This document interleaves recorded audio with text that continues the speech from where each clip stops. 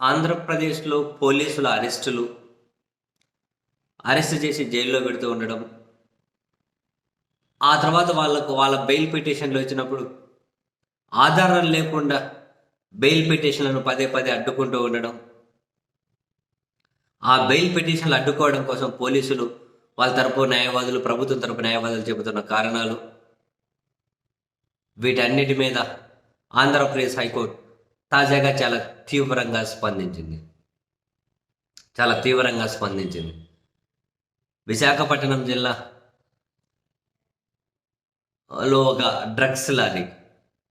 ఒక లారీ పట్టుబడితే అందులో డ్రగ్స్ ఉంది అని ఆ డ్రైవర్ని అరెస్ట్ చేస్తే, ఆ డ్రైవర్ ఇచ్చిన వాంగ్మూలంని బేస్ చేసుకొని హనుమంతరావు అనే వ్యక్తిని అరెస్ట్ చేశారట.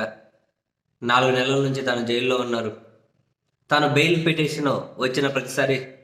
పిటిషన్ వచ్చినప్పుడు పోలీసులు ఆధారాలు లేకుండా లారీ డ్రైవర్ వాంగ్మూలంలో చెప్పారు, ఆ వాంగ్మూలాన్ని మీరు సాక్ష్యంగా పరిగణించండి, వాళ్ళకు బెయిల్ ఇవ్వకండి అని చెప్పి అడ్డుపడుతూ ఉన్నారట.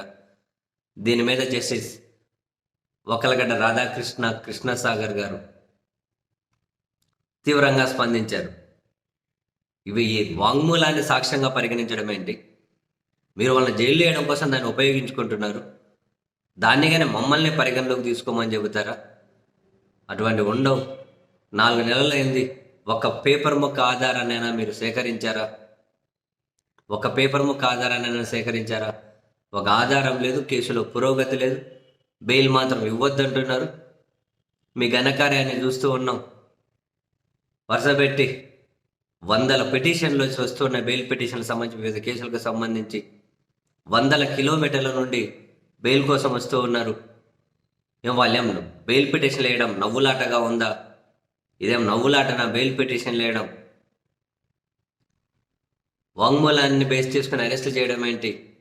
దాన్నే సాక్ష్యంగా మమ్మల్ని పరిగణలోకి తీసుకోమనడం ఏంటి? ఒక కేసు విచారణకు అదొక దారి చూపించడం కోసం ఉపయోగపడుతుందేమో కానీ ఒక వాంగ్మూలాన్ని పరిగణలోకి తీసుకొని నెలలు జైలు పెట్టాలంటే ఎలా కుదురుతుంది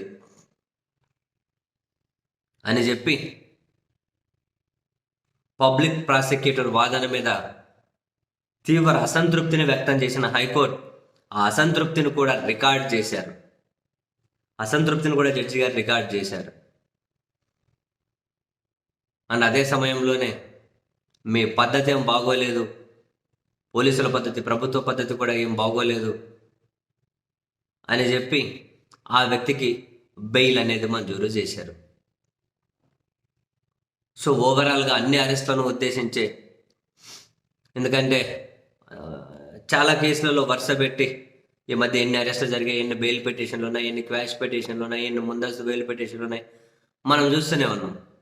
సో వీటన్నిటిని పరిగణలోకి తీసుకొని హైకోర్టు అయితే తీవ్రంగా స్పందించింది.